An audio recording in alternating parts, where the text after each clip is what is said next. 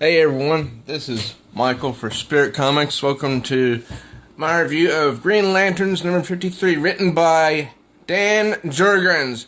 He is the man. He is one of the best writers in DC Comics. I was going to review this about 3 or 4 hours ago, but my power went out. Everybody's power went out here on my block, here in my neighborhood. So I couldn't. I was stuck in darkness for several hours. It was terrible. Now, if you saw the previous review, which was of Green Lanterns number 52, we were treated to a little preview of the bad guy. You know, somebody hiding in mist, in green mist. And then we see out from this green mist comes a Green Lantern ring. And it's attached to a hand that looks brown. So that could mean either this is Simon Baz or John Stewart, because the Green Lantern Corps only has 2 people who are brown in color. And let's see here. And here is the end of issue 52. Simon Baz is rushing back to Earth because his ring is telling him to do so. I mean, he receives commands from his ring. And there we see the weird face again in the green mist. And it says, next, enemy revealed. So who is this enemy? Well, this is issue 53, and aside from the artwork, which I don't really think this is good for a Dan Jurgens book, because the artwork looks kind of plain. But we see Simon Baz guilty. So is he the guilty party here? Well, Dan Jurgens continues on with this great mystery. We open up with Simon Baz. He's rushing to Sector 2814, which is Earth. And he's talking to the ring, which communicates with the others, or at least is supposed to. And the ring's telling him that, you know, the other members of the Corps, the Green Lantern Corps, might be corrupted, and that he must follow orders and resume course to Earth. So this is part 4 of Evil's Might, written by Dan Jurgens. And here we see Jessica Cruz and Hal Jordan fighting against these Ravagers. And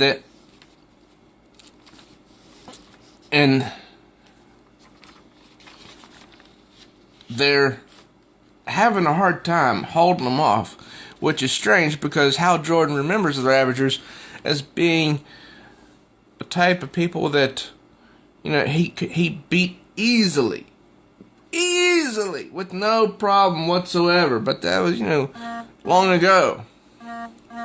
And we see that weirdo Eon come back in here.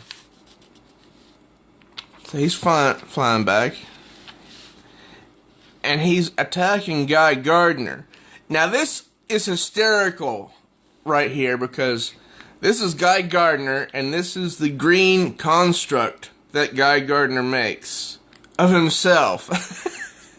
I would expect that from Guy Gardner, because while he is a strong warrior, he is a good Green Lantern, he's also a bit egotistic.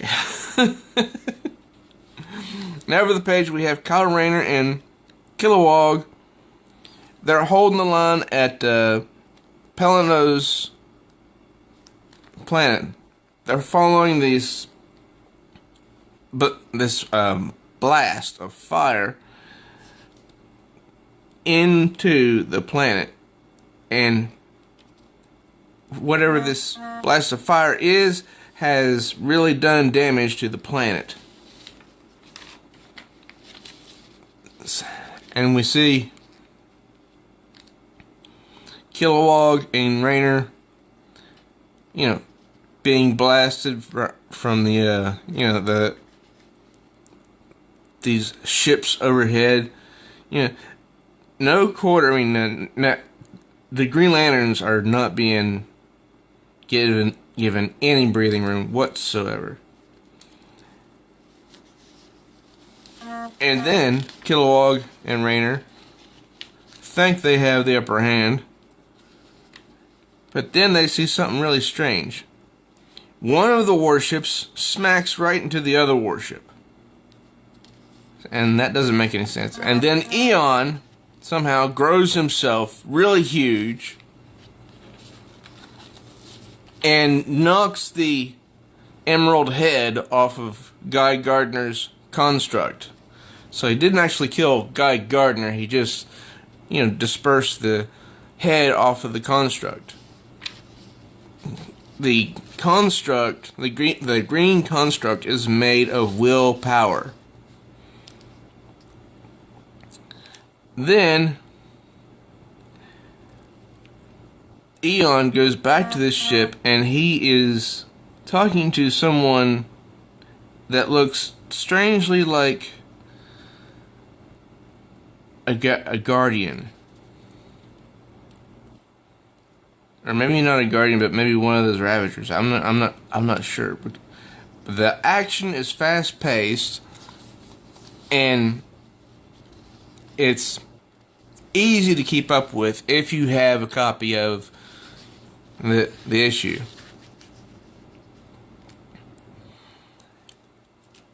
And here we see the Green Lanterns starting to get back together, so they can tell each other what's been going on. Hal Jordan, Jessica Cruz, Kyle Rayner, and Kilowag. And they're at the Penelope's planet. And Jessica Cruz says, "There are still people alive down there who need us. We owe it to Penelope's to give them that help." And I love the expression on her face. It's just, wrought with emotion. And that's who she is. So they try to, they try their best to help out at that situation. At that planet, in this very strange scenario. And the art on this page alone is just beautiful. Look at these shades of green against the backdrop of the planet. That pink, purplish backdrop. It's just a wonderful combination. Then we see Simon Baz rushing back towards Earth. And the ring says that the problem on Earth is connected to the problem on the planet Mogo, which is where the Green Lanterns have their headquarters. And Simon is like, how can Mogo be connected to Earth? And the ring's like, unknown, but there is a connection. All should become clear soon. And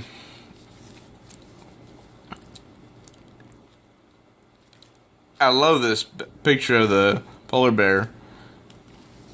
And Simon's not very happy about this at all. He does not know what's going on, but then he sees something. When he's listening to the ring saying that the link is larger and potentially catastrophic, between the planet Mogo and planet Earth, and it says that Simon will get additional details here. And he says, in the middle of an Arctic wasteland? He says, no more mysteries. I want answers. And then he lands. And the ring says, "You're about to have them." He says, "Whoa, I'm here to help him?" And he arrives at the Fortress of Solitude, Superman's place in the Arctic. Now, there is a huge reveal. There's a huge reveal here. So, and I'm not going to give it away. But I'm going to tell you, it looks like he's talking to Superman. I'm not going to give the reveal. I'm not going to give away the big reveal at the end, because there would be no point in you going out and buying the comic book then, because I already told you what was there at the end. So I'm not going to do that. Anyway, the ring says Superman's Fortress of Solitude. He has immediate need of your help, which can only be accomplished by breaking in. Now, aside from that, breaking in is a crime in most places on the planet Earth, I also saw this in this little box. It said this takes place before the events of the Man of Steel, the 6-issue run that Brian Michael Bendis did, which I have heard did not turn a very good profit. So this all happens way before the Man of Steel, which is already finished, and this came out a week ago. So that's something I would like to mention. I have the impression that the editors at DC Comics are really falling back on their task as editors. They should be telling these people, they should be keeping everything in continuity. A, B, C, 1, 2, 3. This should have been This story should have been published before Man of Steel. Anyways, he says that he's not breaking into Superman's house. He says, that shit's crazy. Then he gets what he presumes is a message from Superman, and it's coming through his ring. Need immediate help.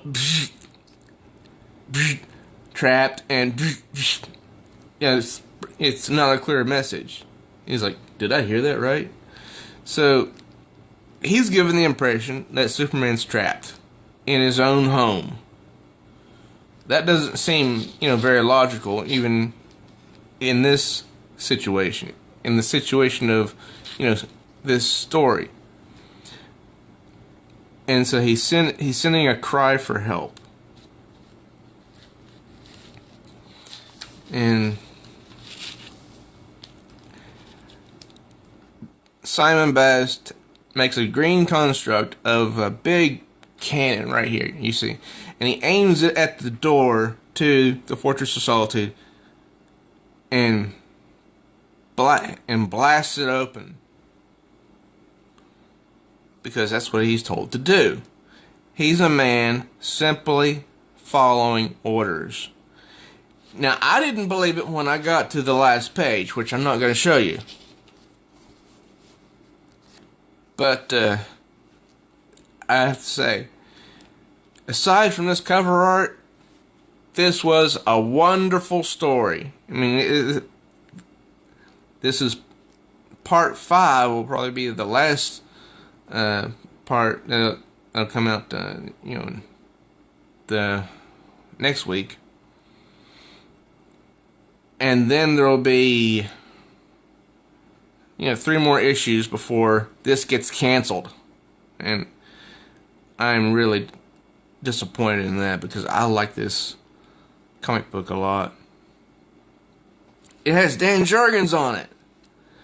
But Dan Jurgens is also going to be moving to a different comic book, Harley Quinn, when she hits issue 50.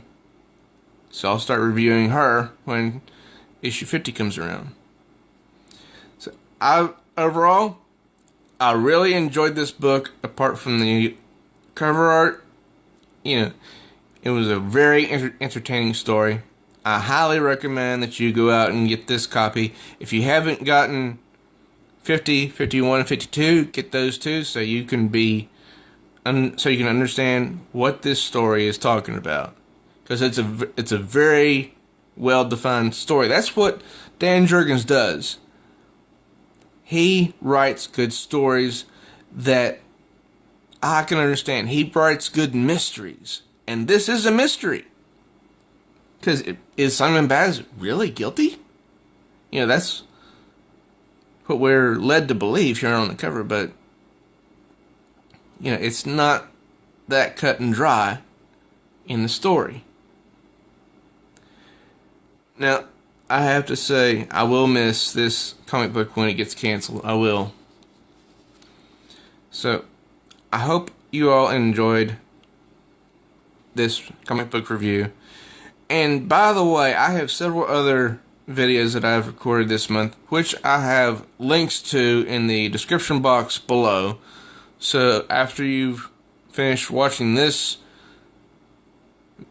review, feel free to check them out as well. I've got reviews of Green Arrow number 43, Green Lanterns number 50, 51, 52, and also Unnatural number 2, and the Fantastic Four number 1 that was just released. So, check all my videos out. And if you like them, subscribe and, smash that notification bell like She-Hulk so you'll be notified each time there's a new upload. Also, share them with your friends. And, drop a like, because sharing and liking, that does help me on YouTube as well. And, leave your comments, because I will answer your comments. I look for them every day. But till next time, true readers, I hope you have enjoyed this review from myself, Michael. This is Spirit Comics. Till next time.